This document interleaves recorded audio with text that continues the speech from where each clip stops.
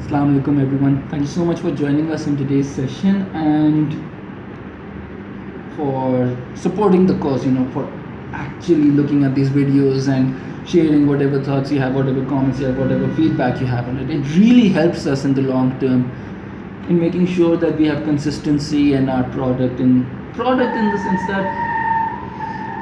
the sense that these videos, these YouTube uploads are us talking about books that have been donated by other people, individuals and organizations to this establishment, to this cause, which is our libraries and our cultural and social preservation ethos.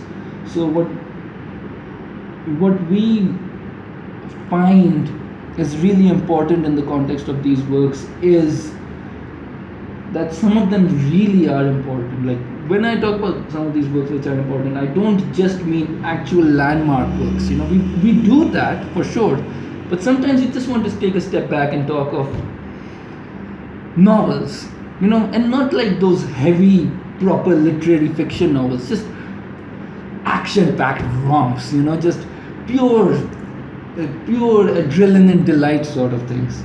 And this is one of those books. Fredrick Forsythe's The Odessa Files, and the reason why I'm actually doing it like this is because it talks about Germany in the 60s. It talks about it in the 60s, even though the book was published in 72. It talks about Germany in the 60s. It talks about, since we mentioned Germany of the 60s, Germany in the 60s was divided into East Germany and West Germany.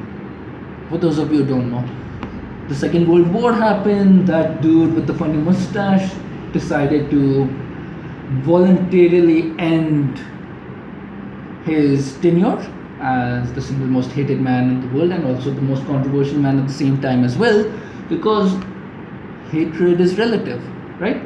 And it talks about what happened to the people who followed him, right?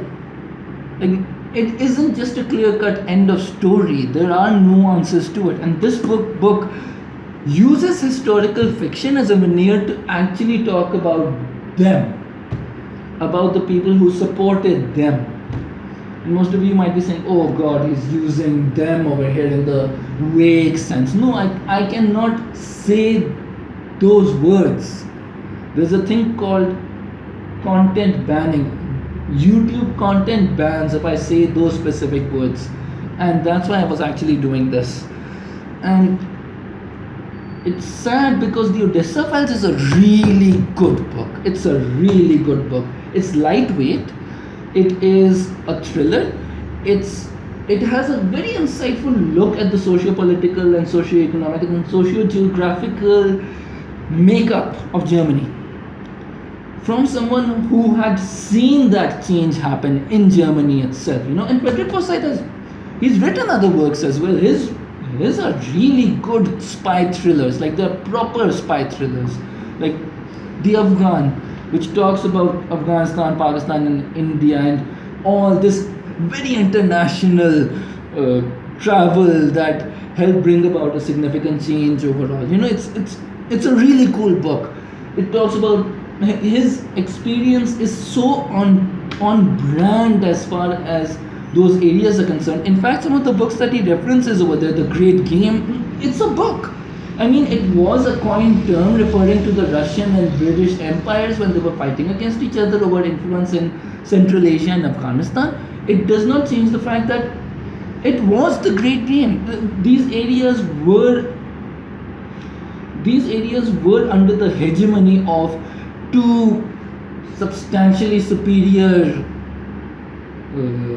satraps, if you will. And they were satraps because at the end of the day, power was just held by a handful few individuals in those empires generally. And I mentioned that because Fredrick Forsythe has written other really good books like The Negotiator, The Dogs of War especially. I cannot emphasize enough how cool a book that is. And it talks about a topic which is very rarely considered. Like back then it was very commonplace in his day, mercenaries, white mercenaries specifically, they're not that commonplace anymore. There are people who would say that, oh, Ukraine has white mercenaries. No, they don't. It has either volunteers or it has these individual groups that have been hired by military entities. They're not mercenaries in the political sense. A mercenary is a free agent. If Russia hires a group and it's called mercenary, it's not a mercenary group, it's more like independent security contractors that are just in it for the money. But the Odessa Files specifically talks about Germany in the context that we don't see that much unless we look at Guy Ritchie's The Man from UNCLE, right? That talks about it. And in fact, the series The Man from UNCLE actually does take that into account as well. It's a very Cold War driven narrative. And this is a really good book. Specifically as a spy thriller, it is very on brand about that era. It's very historically accurate. The fact is that he actually interviewed the people from the Funny Face party, and most of you know who the Funny Face party is, so there's that. Definitely give it a read if you can. It's available online, it's available to purchase as well. We have it for free, and if you see it for free in any library, then at the same time I strongly recommend that you like and subscribe their channel if they have a YouTube channel. Like and subscribe causes that support open access education, because we're living in a day and age where education is expensive. It takes money to push education forward. You can't do it for free. None of us have the capacity to do it for free, So it's important that you integrate that aspect into your daily routine. And in the last time when I was talking about public health, I mentioned all these institutions which are inherently corrupt and they're just endorsing serfdoms and fiefdoms essentially. And here I'll talk about the education sector, because the Odessa File would never have been possible if World War II did not happen, right? Or rather, The Man in the High Castle is that alternative reality where Germany won. So this book is a very interesting insight into how facetious and duplicitous politics still reins its ugly head onto aspects that we do not